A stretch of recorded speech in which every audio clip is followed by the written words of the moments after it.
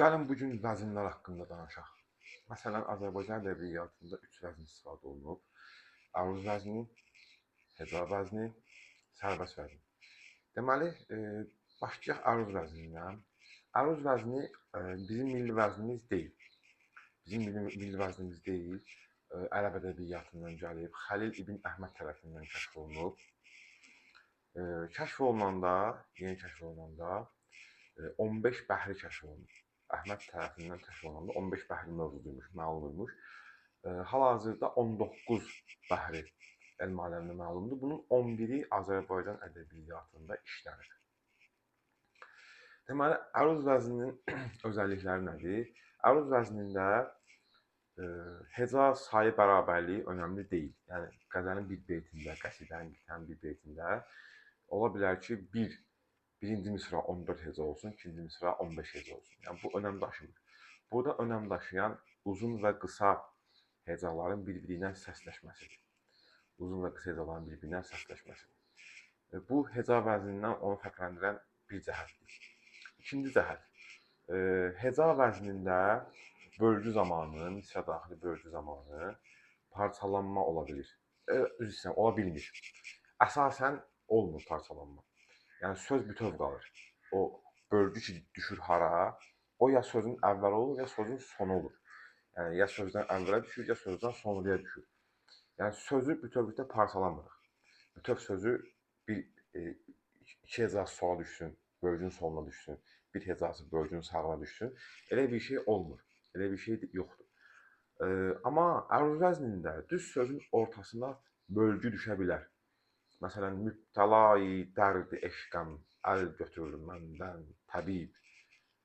Eylə bir tədbir kim bu dərdə dərman olmasın. Eylə bir tədbir, tədarü diyarət. Belə bölünə bilir.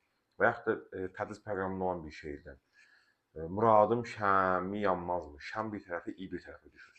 Muradım şəm, i yanmazmı? Bu da əruz vəzninin heca vəznindən digər fərqidir. Əruz vəzninin bəhirləri mövcuddur. Ən işlək bəhirləri həzəzdir, rəməldir, səridir, münsərikdir, rəcəzdir, xəfifdir, müzarədir və bir sıra başqa bəhirlər də var. Məsələn, rəməl bəhri ləngərlənə yerimək mənasına gəlir. Tutaq ki, rəməl bəhrində güşüqul yazılır, söz qəzəli yazılır.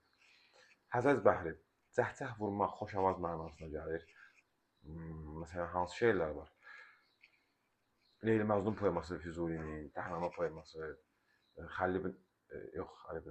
Dastan Əhməd Hərami, Əhmədləri qarışdırdım. Dastan Əhməd Hərami poeması Həzəz bəhrindədir. Sonra Mərd Amran Sandırdı Həzəz bəhrindədir. Sonra Türkün tökülən qanları bihudə gedərmi? Həzəz bəhrindədir. Ondan sonra məsələn səri bəhri var, sürətli mənasına gəlir. Xəfif bəhri, yüngül mənasına gəlir. Məsələn, xəfif bəhrində hansı şeir keçmişik biz? Ana şeiri. Yox, Qafqaz müsəlmanlarının xitab. Kimin şeiri idi? Seyid Əzim Şirvaninin şeiri idi. Qafqaz müsəlmanlarının xitab. Əs-salami əhali Qafqaz, eyləyi sahibil erzaz. Sonra, bəs ana şeiri, dilim çaşdı, ana şeiri dedim. Ana şeiri hansı bəhirdə idi? Müstəs bəhrində. Müstəs sözün mənası nədir? Kökündən qoparılmış, özündən qoparılmış, ayrılmış mənasındadır. Məsələn, sonra Rəcəz bəhrində hansı şeir var? Nəsiminin Sığmazam qəzəli var Rəcəz bəhrində. Mən də sığar ki, cahan, mən bu cahana sığmazam. Bu da döyüş bəhridir, hərbə zorba gəlmək mənasındadır. Bu bəhr haqqında bir dənə əlavə məlumat verim ki, qədimdə ərəblər qəbilə savaşları eləyəndə, bu qəbilə savaşlarında, məsələn, hər qəbilənin bir nəfər sərkərdəsi, döyüşçüsü, başçısı çıxırmış qabağa. Rəcəz bəhrində bir şeirlə, əruzun ilkin formalarından birinin də adı Rəcəzdir. Rəcəz bəhrində bir şeirlə, çıxırmış qabağa, Rəcəz bəhrində bir şeirlə öz qəbiləsinin gücünü, qüdrətini və yaxud da elə özünün gücünü, qüdrətini qarşı tərəfə bildirirmiş.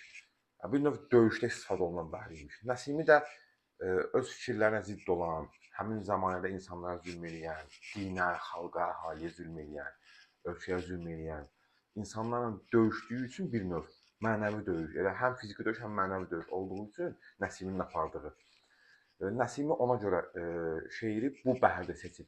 Və fikir verirsinizsə, Rəcəz Sığmazam qəzəlinin təhlilində yazıb ki, şeir Rəcəz bəhrindədir və bu bəhrin seçilməsi təsadüfi deyildir. Və bu misra, bu cümlə sırf buna görə yazılıb. Yəni bu şeir, bu bəhr hərbi zorba gəlmək mənasındadır, döyüş bəhridir. Ondan sonra Əruzun məsələn müzarə bəhri var. Düzdür, müzarə bəhrində biz şeir keçmirik. Daha doğrusu bir dənə şeir var əslində. Müsbət Fəxrəddin əsərində sonda sədai qayıbanə bir şeir deyirik. Etdi fələk binəva səni.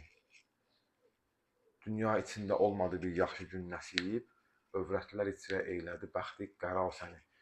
O Müsbət Fəxrəddin əsərinin sonunda sədai qayıbanə bir bənd şeir var. Və o məsələn müzarə bəhrindədir. Belə.